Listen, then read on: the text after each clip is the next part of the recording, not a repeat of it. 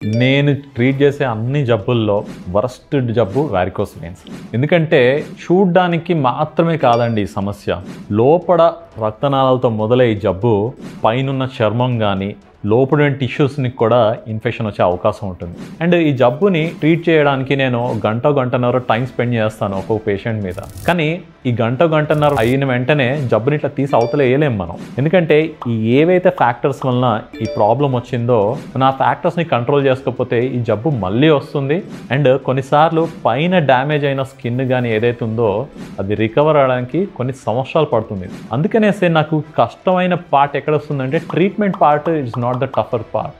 Motivating the patient to modify their life style. అంటే ఇప్పుడు మనకి ఈ వయసులో ఎవరు బ్రష్ చేసుకోమని చెప్పడం, అలానే ఈ వారికోస్ వెయిన్స్ వచ్చిన తర్వాత బరువు కంట్రోల్లో పెట్టుకోవడం, రోజు యాక్టివ్గా ఉండడం, చర్మాన్ని జాగ్రత్తగా చూసుకోవడం, ఇవన్నీ కూడా రోజు చేయాల్సిన పనులు. అలా చేస్తేనే ఈ జబ్బు తాలూకు పూర్తి రిజల్ట్స్ అన్నవి మనకి కనిపిస్తాయి.